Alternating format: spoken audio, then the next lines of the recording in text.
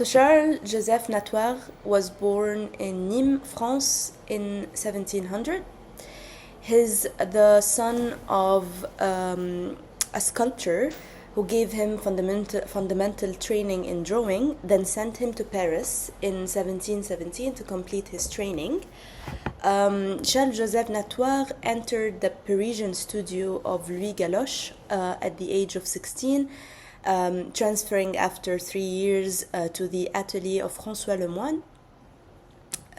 He won the Prix de Rome in 1721.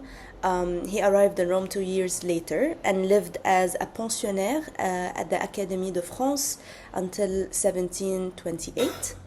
Natoire returned to France in 1730 when he was admitted into the Académie Royale as an associate member, rising to full membership in 1734. During the 1730s and 1740s, he was much in demand as a painter, earning a number of significant royal, public, and private commissions. So he was becoming very fairly well known.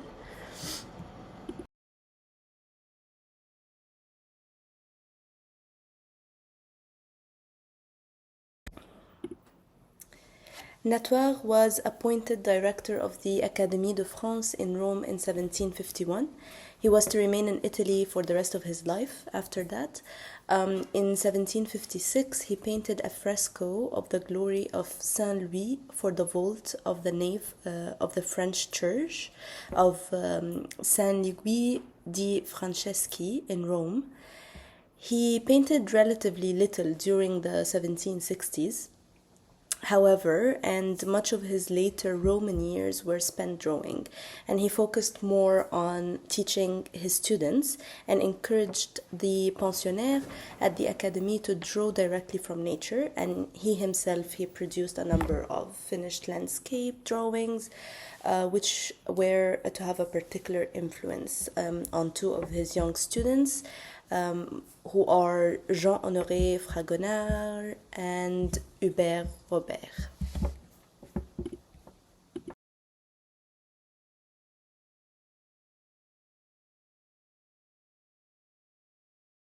So Charles Joseph Natoire was often compared to François Boucher, and they were both considered to have a very, very similar career path or trajectoire.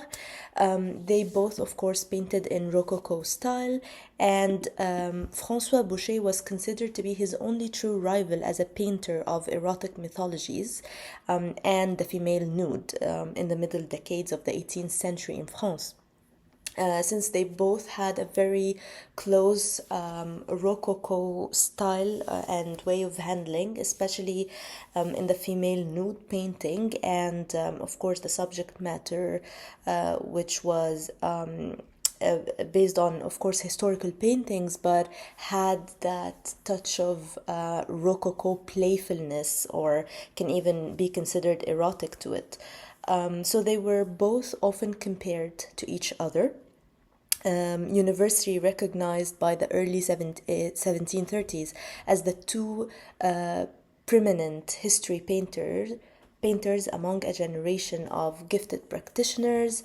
Natoire and Boucher followed remarkably similar career trajectoire until the later 1740s. It was also said that Madame de Pompadour, who had a very powerful position in the court at the time, favored or kind of favored Boucher's work. And this was one of the main reasons some like historians can look at Boucher's career as a little bit more elevated, perhaps, than Natoire's, but it was often said that the favorism of Madame de Pompadour played a very big role in that.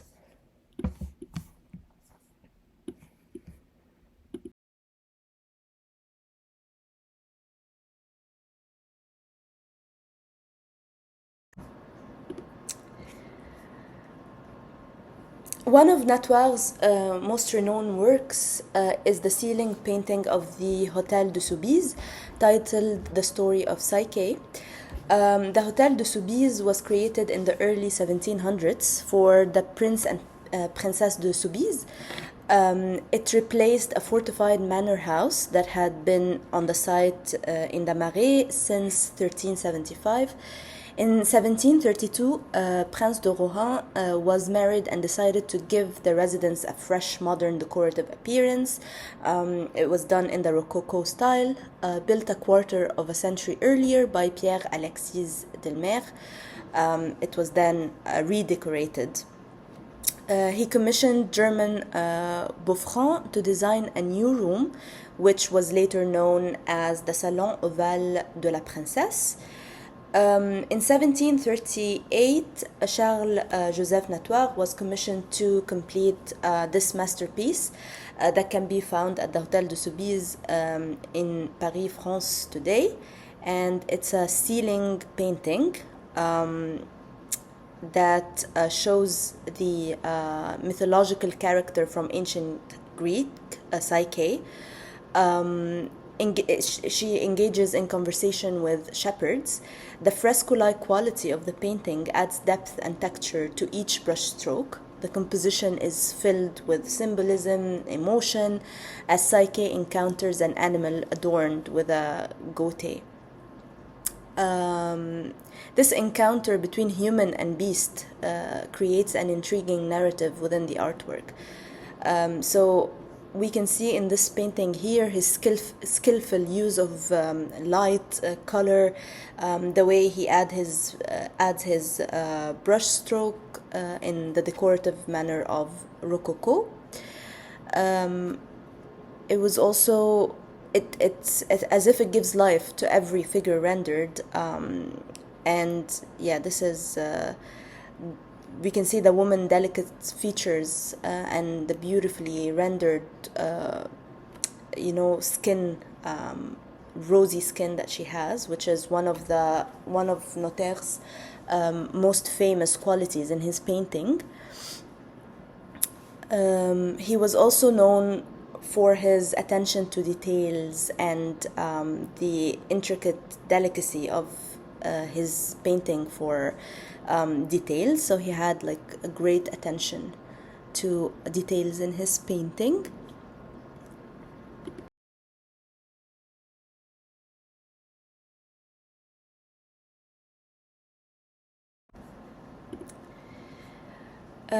Charles Joseph Natoire was praised and often known and praised for his sensual depiction of the female nude.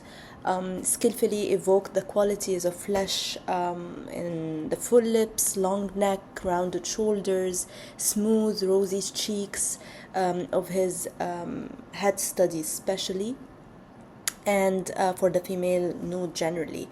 Natoire used meticulous layers of chalk and pastel for his subject's complexion and long loose chalk strokes for the hair in a rococo manner that he became most famous for.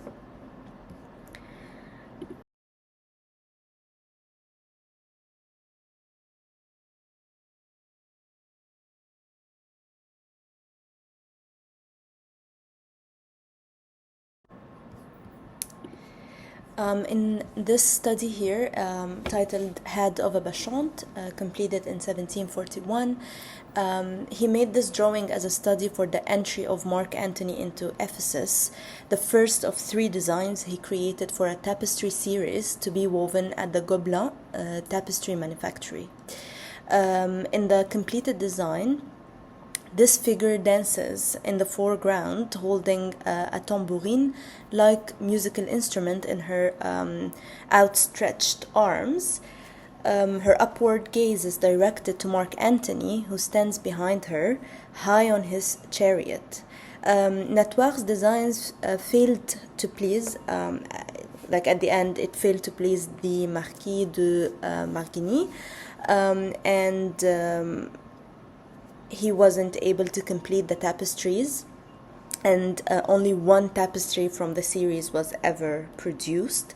But we can see here in this head study the qualities that Natoire has for the female, for the rendering of female complexion, with the rosy cheeks and the full lips, and the layers of chalk he uses for the complexion, and the long loose chalk strokes for her hair. It gives a good idea of his style in rendering the female nude.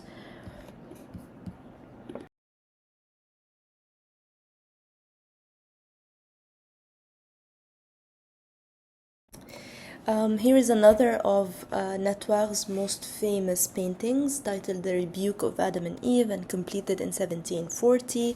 Natoire created this painting after, as a pendant to an earlier work by his master Le Moyen, who already, maybe it has been intended to be as a tribute to his teacher, but yeah, it is a pendant to an earlier work by Le Moyen of the same size, also painted on copper, and depicted a scene where Adam and Eve receiving the forbidden fruit, where Adam, sorry, is receiving the forbidden fruit from Eve. Natoire shared with Le Moyen a predilection for the nude that here links biblical to more sensual subjects, popular in the 18th century France. So we see here a shift between a painting being purely a historical scene from the Bible, to adding that Rococo touch to it, and it becomes more and more sensual.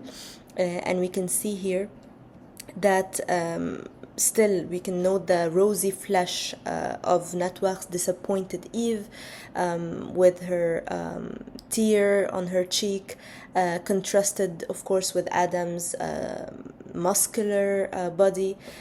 So we can see this quality that Natoire was known for in his work, rendering the nude body, being also mixed with the biblical scene in the historical painting style that we see here.